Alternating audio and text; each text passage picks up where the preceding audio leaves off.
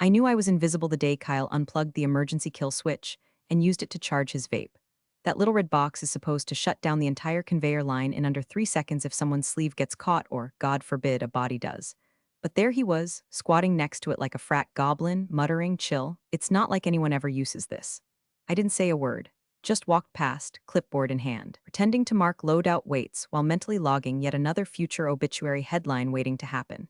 I've worked in this warehouse 7 years, longer than the polished concrete's been sealed, and I've seen enough human stupidity dressed up as innovation to fill a nursing home bingo hall. Kyle was new. Fresh out of someone's nepotism pouch, plopped into a high-vis vest because his uncle, the VP, thought he needed real-world experience, kind of experience you can apparently gather while wearing Yeezys on a forklift floor. He showed up with a stack of culture memos and a whiteboard labeled FUN Space Ideas. His first decree was to clear the north wall for cornhole tournaments. His second was to move the SDS binders to a supply closet so they don't kill the vibe. I wish I was joking. Oh, and before I forget, if you're listening to this and find yourself smirking, thinking, yep, that's my office too, maybe go ahead and tap that subscribe button. Toss a like if you've ever had to quietly clean up someone else's disaster while smiling through your third HR write-up for tone. We don't ask often, but that support genuinely helps keep this chaos-powered train running. Back to Kyle. He never remembered anyone's name unless they were young, loud, or had an Instagram presence. He called Paul from shipping old guy, even though Paul could reverse load an 18-wheeler blindfolded in under 6 minutes. He called me compliance chick. I have a degree in industrial safety compliance, and I've been cited by name in 3 state-level warehouse safety recertification protocols. But sure, chick. It didn't take long before he started skipping pre-op safety meetings, claimed they were low vibe. I'd catch him cutting corners, literally, in the case of floor tape. He could install ping-pong tables in designated hazard zones. Every time I flagged an issue, it somehow came back to me as being our team player.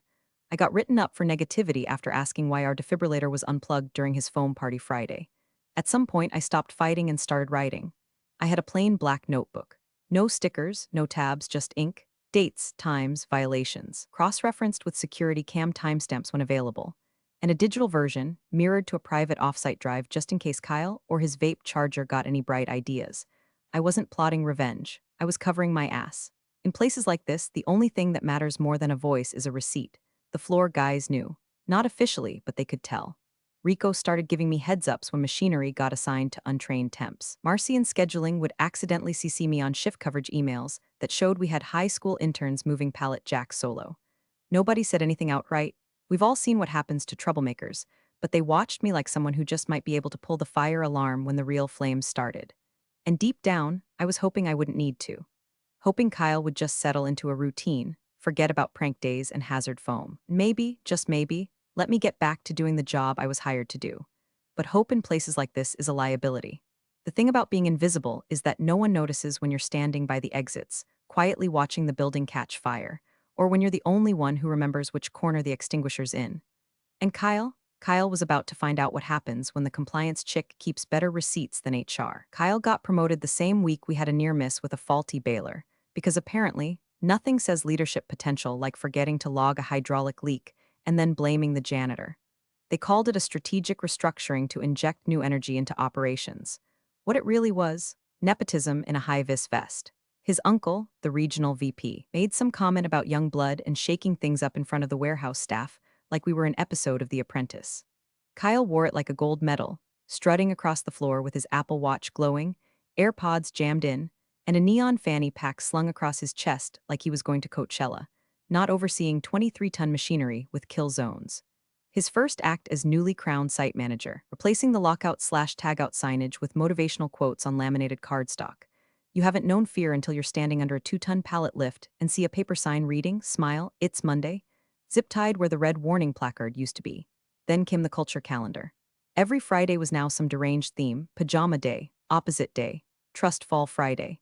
He actually had us try Warehouse Olympics, which involved timed races between forklifts and hand trucks. I had to pull a temp out from under a half-loaded pallet because someone thought it would be funny to do the last leg blindfolded. I brought it up once in the weekly safety sync, suggested we run the events after hours, away from heavy machinery. Kyle blinked at me like I'd just asked him to recite the tax code. "God, you're such a buzzkill," he said, then laughed to the room. "Come on, compliance chick. Live a little." 3 hours later, I got an email from HR titled, "Feedback on Attitude." Apparently my concern for bodily harm was demoralizing.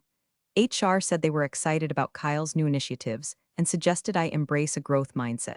Said they'd heard I'd been resistant to change and recommended I focus on opportunities, not obstacles. I closed the email, locked my screen, and sat there staring at the emergency exit plan on the wall like it was a map to another planet. I wasn't scared, exactly. I've seen enough management fads blow through to know most of them collapse under their own hashtags. But this felt different. This wasn't a new software rollout or a lean efficiency sprint. This was structural rot being painted with glitter, and I was being told to smile while the beams cracked. That night, I opened the digital backup of my log, created a new folder, named it Kyle Changes. I wasn't planning anything, not yet, just documenting. Because you learn early in jobs like this, jobs where safety is the only thing between someone going home or going to the ER, that talking gets you branded. But tracking keeps you sane. Tracking is neutral, safe. The janitor, Glenn, started warning me when he found empty beer cans in the recycle bins Monday mornings. Rico, the floor lead, started nodding grimly when he walked past Kyle's prank prep stations. But no one said a word. The mood shifted slowly, like a pressure drop before a storm. Forklifts sat idling longer. Cameras got mysteriously unplugged. Lockouts were skipped just this once because Kyle didn't want to delay loading for his influencer livestream walkthrough. I stopped eating in the break room. Started spending lunch in the corner of the security room, earbuds in, eyes on the screens, watching things go sideways in real time. One day, Kyle brought in a karaoke machine for Sing Your Heart Out Wednesday. Someone set it up on the mezzanine above the conveyor zone. The mic cord dangled down like a garrote. I watched the new HR girl clapping along while a temp belted out Livin' on a Prayer. And I thought, yeah, we are. It happened during warehouse prank wars, which, yes, is exactly as idiotic as it sounds. Kyle decided we needed friendly chaos to build morale, so he handed out Nerf guns, silly string, and GoPros to all the floor managers. Said whoever filmed the funniest prank would win a $50 DoorDash gift card and manager bragging rights. It was supposed to be harmless. Water balloons, confetti buckets rigged above the time clock. Harmless, until it wasn't. I was in the loft office updating our quarterly compliance log when I saw the camera feeds flicker. Just for a second, then they popped back on. Feed 4, East Forklift Lane, zoomed slightly and refocused. That was odd. The cameras are hard-mounted. No one should have been adjusting them. Then I heard the air horn. Not one of ours, the high-powered Marine Grade 1 Kyle bought for his warehouse Olympics opening ceremony. That sound shook the rafters. I looked at the monitors just in time to see a junior tech, Jose, maybe 19 and barely trained, backpedaling into a loading dock wall, eyes wide as a forklift barreled toward him. There was no driver. It was set to idle roll, low gear, just enough to scare him. Someone had looped string around the throttle. Kyle, off-screen, screamed surprise inspection, and burst from a stack of packing peanuts, wielding a megaphone. The whole prank was being live-streamed to the company's internal Slack channel. Jose slipped and slammed his elbow into the lockout/tagout override panel on the wall. That's when I noticed the LED warning light was off. That panel's supposed to flash red if bypassed. And it was dark. I stood. My legs moved before my brain did. I grabbed my badge and jogged down the stairs, heart thudding like it was trying to warn me ahead of time. By the time I got to the loading dock, Jose was sitting against a crate, pale and shaking. Few techs huddled around him. Someone handed him a bottle of water. Kyle was filming himself doing a victory dance next to the still rolling forklift, chanting gotcha, gotcha like a drunk birthday clown. Where's the LO/2 indicator? I asked quietly. No one answered. I walked over to the panel. The bypass key was inserted, turned to the override position. I tapped the display dead. I didn't yell, I didn't cry. I just took out my phone, snapped a photo of the panel, the key, and the timestamp on the wall-mounted clock. I walked back upstairs, closed the door to the office, sat at my desk, and opened my log. April 11, 2:42 p.m. LO/2 alarm disabled during prank. Forklift released without driver. Bypass key active. No warning light engaged. Photo taken. Witnesses, Jose R., floor tech, multiple unidentified staff. I submitted the report via the internal safety portal under incident reporting immediate hazard. Then I did what I'd never done before. I exported the report to PDF and emailed a copy to a burner Proton Mail account synced to my personal drive. Then I uploaded the photos to a private cloud folder labeled Lodo Evidence. 5 minutes later, Kyle burst into the office like Kramer on Red Bull. You filed a report? Yes, I said. There was a safety system disabled. Someone could have been hurt, he scoffed. Jesus, Catherine, it was just a prank. You're gonna get Jose written up for panicking now? I'm going to document what happened, that's all. You always do this, he sneered, voice rising as more people filtered into the hallway. You act like you're the only adult in the building. No wonder morale sucks when you're around. Then, loud enough for half the team to hear, it was just a prank, so what? I could feel my face flush, but not from shame. From restraint. The kind that burns behind your teeth when you want to scream, but instead just hit save as. When he walked out, still muttering about compliance Karens, I reopened the portal. I marked the report escalation level. Level 3 bypass of critical system, then I clicked a little checkbox labeled Notify Regulatory Liaison Optional and left it blank. For now, HR warning landed in my inbox like a wet slap. Subject line, constructive feedback follow-up, body text, 5 bullet points of corporate tofu, so flavorless it almost masked the rot underneath. Concerns regarding interpersonal approach, pattern of rigidity around evolving team dynamics, failure to support morale-enhancing initiatives. The last line was the kicker. Kyle reports a persistent negativity that is beginning to impact team cohesion. Please consider this a formal notice and opportunity for improvement. Right, because almost being impaled by a rogue forklift really brings people together. I didn't respond, just stared at the screen for a full minute, wondering if anyone at HQ had ever stepped foot in a warehouse that didn't have catered breakfast Fridays and lavender diffuser pods in the break room. I printed the email, slipped it into a red file folder, labeled it Retaliation, Soft Format. Next morning, my calendar was wiped. Floor audits, reassigned. Pre-shift safety walkthroughs, gone. My new task list read like a punishment chore wheel, inventory shelf labeling, backlogged email cleanup, and digitizing archived SDS sheets from 2009. Kyle started assigning safety tours to interns. Literal interns, kids who still asked if they could microwave cup noodles in metal bowls. I wasn't fired, just faded out, like a dead battery someone forgot to toss. The staff saw it too. Rico gave me a silent nod one morning, his way of saying, I see you. Marcy from scheduling stopped by with coffee, said nothing, and left a donut on my desk that wasn't part of the Friday stash. But there were others watching too. HR reps suddenly checking in. A new comms intern who just happened to sit near my cubicle and always had her phone camera slightly tilted my direction. I knew what this was. They were waiting for me to break, to yell, to give them a reason to move from red folder to pink slip, so I adapted. I stopped filing reports through the portal, started logging everything offline. Untrained forklift driver at Dock 7, 4/16, 1:22 p.m. no certification badge, unsupervised operation. Camera 3 system log shows manual deletion, 4/19, 5:47 p.m., only files from 4/11 to 4/13 missing. LO/to bypass logged but not reset, 4/22, 3:08 p.m. Kyle present. Every entry had a timestamp. Every violation cross-referenced with our own training manual and OSHA codebook. And I gave the file a name. 1910.147 Violations PDF, named after the very regulation they were dancing on like it was a gym mat instead of a federal law. I didn't talk to anyone about it, didn't gossip in the bathroom, didn't post vague LinkedIn updates about toxic leadership and quiet quitting. I just typed, documented, compiled. Kyle, for his part, seemed thrilled. He strutted through the building like he'd finally exercised his compliance demon. Started holding manager mindset Mondays, which mostly involved him live streaming motivational rants from the forklift cage while chugging Celsius and quoting Joe Rogan. He even installed a disco ball in the central aisle. Said it was to encourage joyful transitions between workstations. We had 3 near misses that week. One temp got vertigo from the strobe reflection and knocked over a pallet stack. Another slipped on a glitter slick from Confetti Thursday and almost lost an eye to a dangling pallet hook. I logged every incident. Every bypassed lockout, every ignored certification, every hallway meeting where Kyle joked about deleting evidence before the feds come knocking. He thought he was untouchable, and maybe he was. I'd seen too many like him survive off charisma and convenience. But systems don't lie. Timestamps don't lie.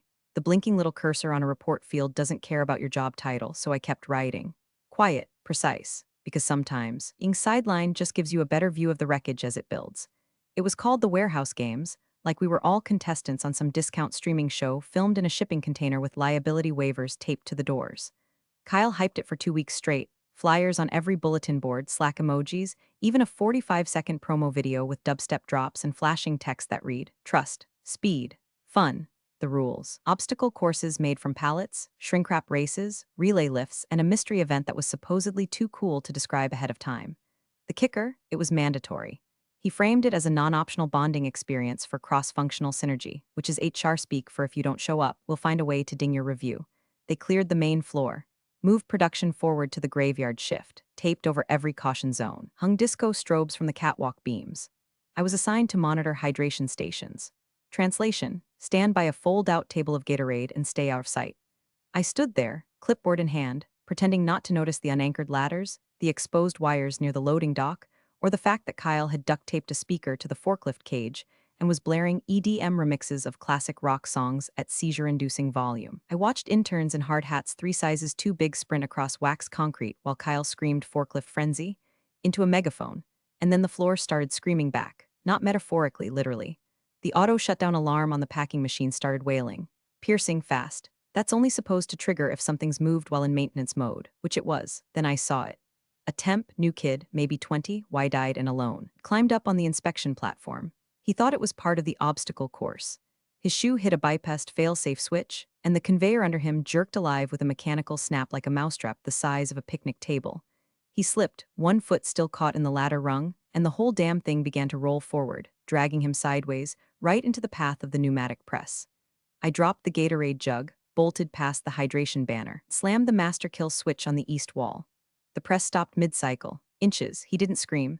Just sat there breathing like someone who'd been underwater too long, face pale, hands trembling. Kyle came jogging over like he was arriving at a party late. Whoa, damn you okay, bro? He laughed, crouching beside the temp. Yo, that was wild. Totally thought we had the safety lock on. He looked at me.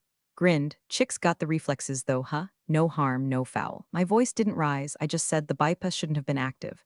This wasn't a game station. That switch is tagged for inspection. Kyle waved me off. We'll handle it. No need to escalate, okay? Don't make it a thing. I looked around. HR was there. The intern with the iPad was there. Half the team stood frozen, waiting to see who'd blink first. I nodded. Sure, I said. But I already knew what I was going to do that night. After the cleanup crew left and the music died and Kyle went off to edit his little highlight reel, I sat at my desk. Closed the door. Opened the file. 1910.147 violations PDF now clocked in at 67 pages. I drafted a new cover sheet. 2. OSHA Anonymous Reporting Division, subject, pattern of lockout/tagout violations at redacted site, attached. Supporting documentation, photos, time logs, and video stills in the body, I wrote.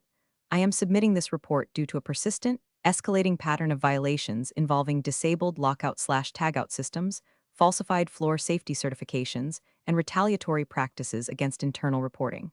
A recent near-miss incident during an unsanctioned warehouse event involved a press machine and an untrained temporary worker. Evidence attached. I stripped metadata, encrypted the file, masked my IP with a VPN, and hit send, not because I wanted revenge, but because I had finally accepted one ugly truth: they were never going to fix it themselves. The email hit the main inbox at 7:13 a.m. on a Wednesday, and you could feel the oxygen get sucked out of the building by 7:15. Subject, OSHA site visit today at 9 o'clock a.m. Unannounced, there's a very specific silence that follows a message like that. It's not confusion, it's recognition. A gut-deep understanding that someone somewhere has kicked the wrong hornet's nest. Kyle's Bluetooth speaker was the first casualty. No more Can I remixes echoing from the forklift cage. No more Warehouse Warrior Wednesdays. The disco ball was quietly unbolted from the mezzanine. The intern who normally filmed TikToks in the stockroom started folding safety vests instead. Kyle didn't strut that morning. He hovered, barked short orders like he'd just watched one episode of Undercover Boss and thought he'd absorbed managerial gravitas through osmosis. By 8 o'clock a.m., the whiteboard was wiped clean of all fun initiatives. The only thing scrawled in black expo marker was, everything looked normal. At 8:24 a.m., I got the calendar invite. HR check-in 8:30 a.m. Confroom B. Karen from HR greeted me like I was her emotionally volatile cousin at Thanksgiving. Fake warm, teeth too tight, eyes darting like she was waiting for camera crew to jump out and yell gotcha. We've just noticed a tone lately, she said, hands folded in her lap. Some team members are feeling, stifled, like morale has taken a dip, and we just want to be proactive. Because of me? I asked. Calm, flat, like a radio dial turned to low volume. She gave the smile of someone who's already picked out a condolence card. We're all part of the vibe, you know? I nodded slowly. I understand completely. I could have said more. About what it felt like to be told I was the problem while watching untrained kids dodge pallet jacks on the live feed. About the surreal cruelty of being punished for caring whether people got crushed.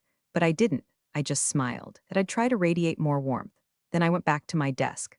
Opened the final copy of the PDF, 92 pages, inline hyperlinks, a summary index, zip file with annotated floor plan violations, labeled frame-by-frame screenshots, and a folder titled Video Evidence with 10 timestamped clips. At 8:57 a.m., I attached it to a new message. To OSHA Field Compliance Officer, Region 5. CC, Corporate Legal External Counsel Contact. BCC, Secure Archive Subject. Follow-up to Anonymous Report Lodo Violations, Body. Attached is the full log of reported and unreported safety violations observed over the past 7 months. Supporting documentation includes date/time metadata, digital logs, visual proof, and references to specific language in OSHA, Standard 1910.147. Please note, today's site conditions have likely been altered to conceal ongoing violations. Prior conditions are detailed and attached. I hit send, then I exhaled. Not relief, not triumph, resolve. The kind that builds when you've held your tongue too long, watched too many corners get cut, too many people shrug off danger like it was just a scheduling hiccup. I stood, adjusted my badge, walked calmly to the main floor, and waited. Because sometimes justice doesn't arrive with sirens. Sometimes it just walks in wearing a clipboard and steel-toed boots. At exactly 9 o'clock a.m., the front security desk buzzed. 3 people entered. No smiles, no hesitation. They wore standard field gear, khaki pants, navy OSHA windbreakers, and the air of people who weren't here to make friends or small talk. One of them held a clipboard. Other 2 wore safety glasses like it was already clear they wouldn't be taking Kyle's word for anything. The receptionist offered coffee. They declined. Kyle materialized in the lobby 30 seconds later, eyebrows up, palms open, the human embodiment of, hey, how can I spin this? Welcome, appreciate you guys dropping in. Big fans of safety around here.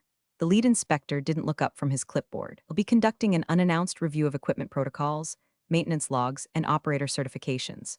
We'll also need immediate access to camera records, LOTO documentation, and training files for all active personnel. Kyle blinked. Sure, absolutely. Just, give me a sec to coordinate the, digital access.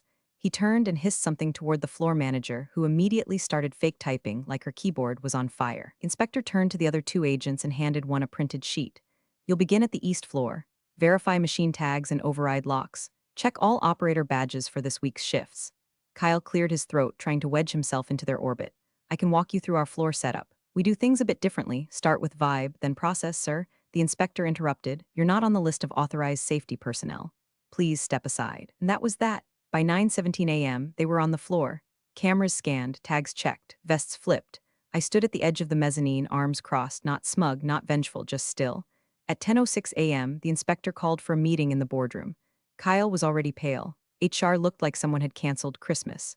Legal was called in, not in-house, corporate's legal. Man with horn-rimmed glasses and a laptop that probably cost more than Kyle's car. He sat, opened the device, and pulled up the file already waiting in his inbox. The inspector cleared his throat and began to read. Per submitted documentation, page 14, line 3, April 11th, forklift operated in bypass mode with LO/to alarm disabled. Witnessed by multiple staff. Panel recorded no warning indicator. He flipped a page. Page 23, line 5. April 22nd, video feed shows camera log deletions occurring at 5:47 p.m. Files from 3-day period missing. Then he looked up. Pages 61 through 77 describe the warehouse games incident, including attached photographic evidence of untrained operators and a failed lockout resulting in a near-miss fatality. He held up the full file. 1910.147, he said flatly. Lockout/tagout, federal mandate. You violated it continuously, knowingly, and with retaliation against the internal reporter. Kyle tried to sputter something, some half-digested sentence about team culture, morale, misunderstandings. But the inspector had already turned to the legal rep. Given the dates and number of days under which these violations were active, and given that none were remediate prior to this visit, he tapped his clipboard with one clean, dry finger. That's a $700,000 fine per day, retroactive. The legal rep's face didn't move, just a slow, deliberate blink. Then he reached up, closed his laptop like a coffin lid, and exhaled through his nose. No one said a word. Kyle's mouth hung open. The HR director reached for a bottle of water and missed it. I didn't flinch. Just stood there, still and quiet, as the storm finally touched down. No one looked at me. But every person in that room knew, because my initials were on every page. Kyle tried to recover the way people do when they've never had to face actual consequences, by doubling down on charm and word salad. It was clearly a miscommunication, he said, hands gesturing like he was orchestrating empathy out of thin air. We had rotating personnel on floor protocols. Some training delays, couple tech hiccups. Nothing malicious, obviously. We're all aligned on safety. The OSHA inspector didn't blink, didn't nod. Just reached into his folder and pulled out a stapled packet, 10 pages, printed email headers in bold, each one timestamped. Top page from KL, Facilities Compliance to Safety at CorpMailNet CC, HR at CorpMailNet date, April 11, 3:03 p.m. Subject, Loto bypass immediate hazard. The body detailed the forklift incident. The bypassed alarm. The attached photos. Each one time-stamped. Each one tagged to a digital audit trail now held in the inspector's hand. Kyle squinted at the page like it had betrayed him personally. I don't remember seeing that one come through. HR, seated beside him, shifted like someone slowly realizing they were now in the blast radius. We never received that report, Karen said, voice brittle. We track all safety concerns in the portal. There's no record of, the inspector raised one hand. The email was delivered to your inbox. Opened. Logged. IP trace confirms it was accessed from this building's internal network less than 20 minutes after it was sent. He flipped to another page, and here, April 22, camera logs manually deleted. Bypass codes manually entered. The system generated its own backup logs. Did you think you could clear them entirely? The silence that followed wasn't just uncomfortable, it was radioactive. Kyle leaned back like he was trying to melt into the wall. Karen's eyes darted toward the hallway like someone expecting fire to erupt from the floor. The inspector continued, tone flat as concrete. These are not one-time errors. These are recurring, deliberate actions that violate multiple federal safety standards. You failed to remediate known issues, retaliated against internal reporting, and permitted unqualified staff to operate heavy machinery in restricted zones. He paused. We're escalating this to federal review. Karen opened her mouth, then closed it again.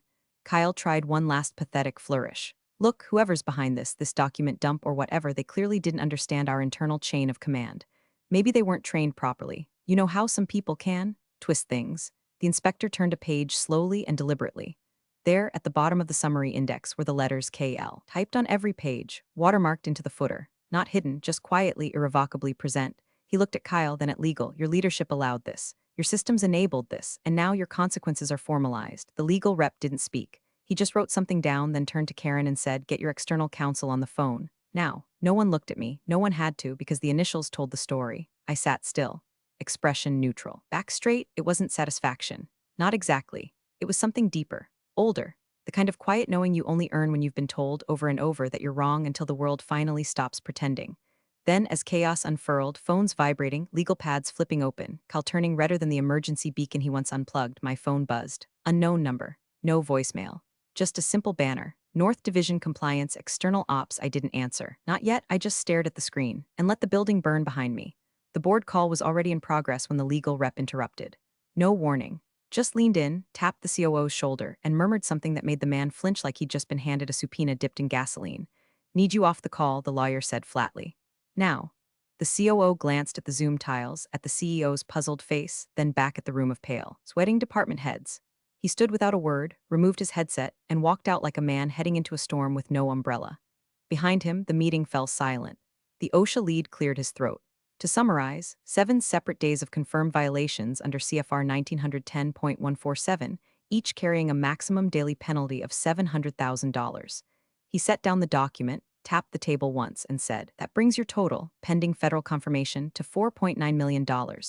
No one moved. Kyle, now seated at the far end of the table, eyes down, looked like a wax statue left too close to a radiator. The CEO, who joined late from corporate HQ, leaned forward slowly, his voice so quiet the room had to stop breathing to hear it. Who kept the original logs? No one answered. He looked around. HR dropped their gaze. Legal pretended to read. Kyle opened his mouth but couldn't summon a syllable. The inspector pushed a final page across the table. We're entering formal federal review next week. You'll need a new compliance officer in place immediately to avoid operational shutdown. The CEO read the name printed in 11-point font. Catherine L. Then he nodded. Offer her whatever she wants. Title, salary, remote, full authority. By the time I got the formal email, the fire had already burned through the building. Not literal, but close. Kyle, suspended pending investigation. Karen from HR, reassigned to another region with leadership development counseling. Half the digital systems flagged for third-party audit. And me? The offer came in at 11:14 a.m. Senior Compliance Lead National Operations, location, remote Cleveland HQ optional. Salary, $198,500 plus full benefits plus discretionary bonus. Start. Immediately, no apology. No, we were wrong. Just the kind of clean, clinical capitulation that only happens when lawyers have finally been allowed to speak. I read it twice. Then open the folder on my personal drive, 1910.147 violations PDF, the evidence file, the backups, the screenshots. I selected all. Right-click, delete, not because I was erasing it, but because I didn't need it anymore. It had served its purpose. I logged off the warehouse network for the last time at 11:46 a.m., and just as I shut the lid on my laptop, my phone pinged. Calendar reminder, OSHA recertification training lead instructor, virtual session at 1:00 p.m. I smiled once. Just once. Then I stood up, stretched my arms, and walked away from the ashes. Thanks for watching, you cubicle warriors. Hit that subscribe button. Unless you're my old boss, then you're on your own. Revenge of the coffee pot strikes again.